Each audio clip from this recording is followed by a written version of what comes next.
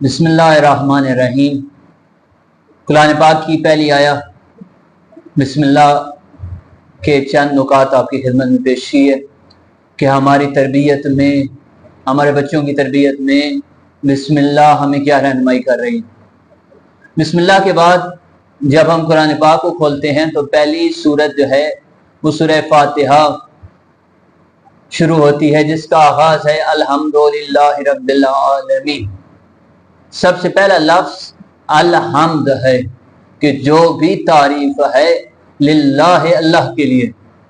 यानी अगर कोई कमाल है, कोई खूबी है जिस पर तारीफ करनी चाहिए, तो वो तमाम कमालात का, वो तमाम खूबियों का मरकज़ व महवर अल्लाह की ज़ात है। इसलिए अल्लाह ने क्या कहा, ये नहीं कहा कि बहुत ज़्यादा तारीफ़ें हैं या ज़्यादा तारीफ़ें हैं या सब तारीफ़ें हैं, बल्कि हाम्द कहते हैं तारीफ को। जब उस पर अलिफ लाम लग जाए तो उसका मतलब है जो भी तारीफ है।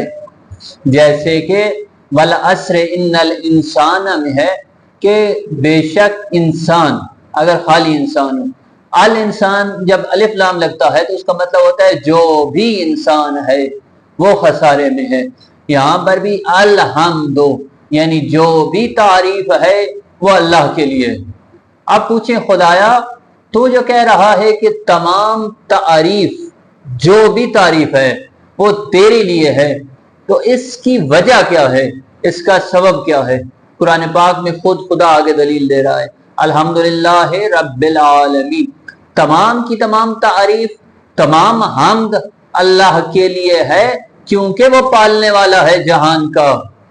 बाकी पालने वाले, बाकी दुनिया में रिस्क देने वाले, कोई रोटी तो दे रहा है, कोई पानी तो दे रहा है, लेकिन वो आपको जिंदगी नहीं दे रहा। लेकिन रब ऐसा, अल्लाह ऐसा रब है, अल्लाह ऐसा पालने वाला है जो आपको रिस्क भी दे रहा है, जो रोटी भी दे रहा है, जो पानी भी दे रहा है, जो बारिश भी बरसा रहा है। लेकिन जो दुनिया में आपको रोटी देता है वो आपको आटा या गंदम तो दे रहा है, लेकिन गंदम वो आपके लिए नहीं उगा रहा। और अगर वो गंदम उगा भी रहा है तो जमीन से वो आपके लिए निकाल नहीं रहा, फिर जमीन के अंदर उस दाने को शकाफ्ता करके आपके लिए गंदम का पौधा बनाकर उस गंदम को फिर आगे मराहिल से गुजार कर आटे की शक्ल देने वाला वो अल्लाह है। और फिर सिर्फ यहाँ तक नहीं, बल्कि उस अल्लाह ने आपको दांत दिए इस गंदम, इस आटे से बनी हुई रोटी को चबाने के लिए।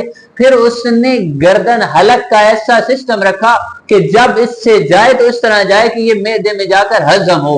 फिर उस अल्लाह ने मैदे का ऐसा निजाम बनाया है कि यही अल्लाह का रिस्क, अल्लाह का खाना जो मैदे में जा रहा है, ये जाकर खून बन रहा है और वो खून जिंदगी दे रहा है, जिंदगी के चलने का बायस बन रहा है। तो वो ऐसा राज़िक है कि वो जिंदगी के एक एक लम्हे में रिस्क दे रहा है। जहां पर भी उसका रिस्क रुक जाए जिंदगी खत्म हो जाती है। जब कोई पालने वाला इतना अजीम हो, जब किसी पालने वाले के हम इतने मोहताज हों कि वो हमारी जिंदगी का हर जर्रा वो रिस्क दे तो चलेगा। अगर वो सांस दे तो मैं जिंदा हूं, अगर वो मुझे खाना दे तो मैं जिंदा हूं, अगर वो मुझे चबाने की ताकत दे तो मैं जिंदा हूं, अगर वो मेरे मैदे को ये तवानाई और ताकत देता है कि ये मैदा खाने को हजम कर सके तो मैं जिंदा हूं, वो मैदा खून बनाए, वो जिगर में जाकर खून बने तो मैं जिंदा हूं। क्या ऐसे करीम रब का शुक्र नहीं बनता कि उसके सामने इंसान सर्वसजूद हो? इसलिए इमाम सज्जाद अलैहिस्सलाम फरमाते हैं, खुदाया तेरा शुक्र है कि तूने अपनी बंदगी की तौफीक अता की।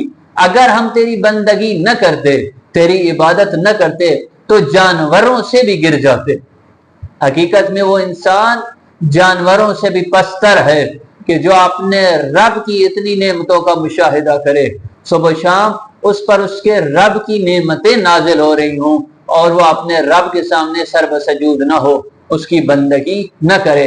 फिर खुदा कह रहा है कि मैं सिर्फ रब्बिल आलमीन ही नहीं हूं, मालिकी यौमिद्दीन भी हूं। उस दिन जिस दिन तुम्हें सबसे ज्यादा मेरी जरूरत पड़नी है, जिस दिन सारे सहारे खत्म हो जाएंगे, उस दिन इस रब की तरफ आना है। तो इस रब की हम हक बनता है। फिर कहा कि सिर्फ ये नहीं, इय्याका नअबुदु व इय्याका नस्तईन। देखो بندگی کا حقدار بھی میں ہوں۔ ہر وہ چیز جس کی وجہ سے انسان کا سر عظمت سے جھک جائے، وہ تمام کے تمام عوامل اسباب اس رب میں موجود ہیں۔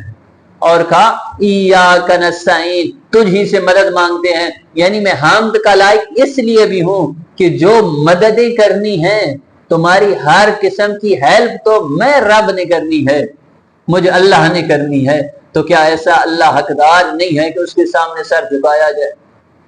پھر کہا کہ اہدنا الصراط المستقیم، کہ سیدھے رستے کی ہدایت، سیدھے رستے کی ہدایت کس نے دینی ہے؟ اہدی، تو ہدایت کر۔ کیا وہ رب جس سے ہم ایک لمحے کے لیے بھی دور نہیں رہ سکتے، ہر لمحہ اس کی ہدایت کے محتاج ہیں کہ ہم صراط مستقیم پر چلتے رہیں؟ کیا ایسا رب حمد کے قائل، ایسا رب حمد کے قابل نہیں؟ کیا اس کے علاوہ کوئی ہے جس کی حمد کی جائے؟ پھر صراط الذین انعمت علیہم، ان لوگوں کے رستے پر جن پر تیرے انعام ہوئے، یہ لوگ جن پر اللہ کا انعام ہوا اور اللہ نے ان کے رستے پر چلنے کے لیے کہا ہے، کیا اس اللہ کا شکر بنتا نہیں؟ یہ نعمتوں والے بھی اس نے ہمارے رہبر بنائے، کیا اس اللہ کا شکر بنتا نہیں کہ اس نے مصطفیٰ جیسا نبی ہمیں دیا؟ کیا اس اللہ کا شکر بنتا نہیں کہ اس نے علی جیسا امام ہمیں دیا؟ اور کیا اس اللہ کا شکر بنتا نہیں کہ اس نے ہماری خواتین کے لیے، اس امت کے لیے آقا زادی زہرا جیسا اسوہ اور آئیڈیل نمونہ بنایا؟ کیا اس رب کا شکر بنتا نہیں کہ مولا حسین اور مولا حسن جیسے جنت کے جوانوں کے سردار ہمارے رہبر اور امام بنائے؟ تو بس حمد ہے اللہ کے لیے، اور تمام کی تمام تعریفیں ہیں اللہ کے لیے کہ جو لائق تعریف۔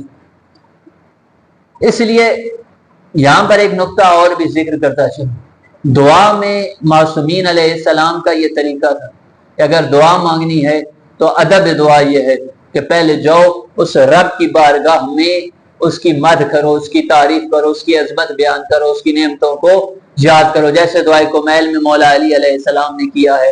دعائے کمیل شروع ہوتی ہے، سب سے پہلے رب کی عظمت بیان کی جاتی ہے، رب کی بزرگی بیان کی جاتی ہے، رب کی نعمتیں بیان کی جاتی ہیں، اس رب کے احسانات بیان کیے جاتے ہیں، اس کے بعد اپنی پستی، عاجزی، گناہ اور ان کو ذکر کیا جاتا ہے، اس کے بعد اپنی حاجت مانگی جاتی ہے۔ یہ ادب ہے دعا مانگنے کا۔ پس سورہ الحمد شروع ہو رہی ہے حمد سے، تعریف سے، کہ اس رب کی تعریف کی جائے